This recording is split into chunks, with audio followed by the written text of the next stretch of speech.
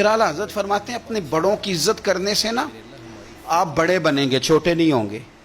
بڑوں کا احترام کریں، آپ بڑوں کا اکرام کریں، آپ بڑوں کے ساتھ اچھے طریقے سے پیش آئیں۔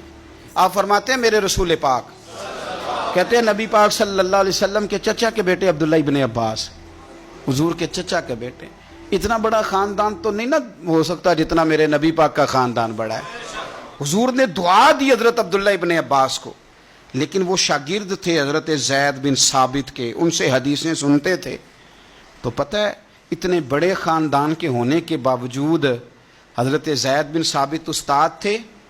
اعلیٰ حضرت لکھتے ہیں ایک دن حضرت زید بن ثابت گھر سے نکلے گھوڑے پہ، جناب عبداللہ ابن عباس حضور کے سگے چچا کے بیٹے نکلے، جناب زید بن ثابت ان کے استاد ہیں، تو شاگرد نے دوڑ کے استاد کے گھوڑے کی لگام پکڑ لی اور آگے آگے چلنے لگے جس طرح کوئی خادم چلتا ہے۔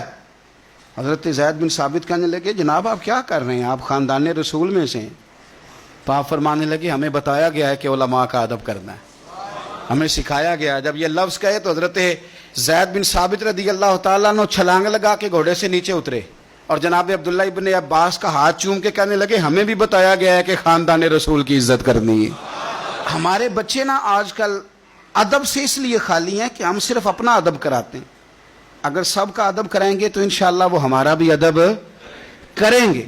امام قصائی رحمۃ اللہ علیہ سے ہارون رشید کہنے لگا میرے بیٹے کو گھر آ کے پڑھا دیا کریں، تو آپ فرمانے لگے میں نبی پاک علیہ السلام کے علم کو رسوا نہیں کر سکتا، تیرے بیٹے نے حدیث پڑھنی ہے تو جہاں سب کے بچے پڑھتے ہیں تیرا پتر بھی وہیں آئے گا۔ اس نے کہا جی ٹھیک ہے میرا بیٹا وہیں آ جائے گا، لیکن اسے تھوڑا الگ سے ٹائم دے دیں۔ فرمانے لگے کوئی ٹائم الگ نہیں، ساری کلاس میں جہاں سب بیٹھیں گے تیرا پتر بھی وہیں بیٹھے گا۔ عرض کی چلو اس کا سبق ہی پہلے سن لیں، فرمایا یہ بھی نہیں کروں گا، جو پہلے آئے گا سبق اس کا پہلے سنا جائے گا، یہ نبی پاک کا دین ہے۔ اب ہارون رشید کیا کہتا ہے، بادشاہ ہے، کہتا ہے حضور میں بھی بڑا ذرا آپ کو آزما ہی رہا تھا کہ میں اپنے بچے کو کہیں کچے استاد کے پاس تو نہیں داخل کرانے لگا، انشاءاللہ یہ آئے گا اور خدمت کرے گا آپ کی، آئے گا۔ ہارون رشید گزر رہا تھا اور امام قصائی رحمۃ اللہ علیہ نا وضو کر رہے تھے۔ یہ اعلیٰ حضرت لکھتے ہیں ساری باتیں ساری انہی کی سنا رہا ہوں، انہی کے مطلب کی کہہ رہا ہوں، زبان میری ہے بات ان کی، انہی کی محفل سنوارتا ہوں، چراغ میرا ہے رات ان کی۔ چراغ نے جب سنورنا ہو تو اندھیرا ہو تو سنورے گا نا، ورنہ چراغ کو پوچھے گا کون؟ تو انہی کی محفل سنوارتا ہوں، چراغ میرا ہے پر رات، یعنی میرے چراغ کو چمکنے کا ماحول انہوں نے ہی عطا کیا۔ امام قصائی رحمۃ اللہ تعالی علیہ وضو کر رہے تھے، ہارون رشید گزر رہا ہے، اور ہارون رشید کا بیٹا شہزادہ، سلطنت کا شہزادہ، استاد جی پیر دھو رہے تھے تو وہ لوٹے کے ساتھ پانی ڈال رہا تھا۔ ہارون رشید نے دیکھا تو غصے کے ساتھ گھوڑے سے اترا۔ لوگ کہتے ہیں ہم یہ سمجھے کہ اب ہارون رشید نا امام قصائی پہ غصہ کرے گا کہ شہزادے سے وضو کروا رہے ہیں۔ کسی نے امام قصائی کے کان میں کہا کہ ہارون رشید آ رہا ہے، فرمانے لگے آ رہا ہے تو آنے دو، میں کیا کروں، آ رہا ہے تو آنے دو، مجھے کوئی پرواہ نہیں ہے اس کی۔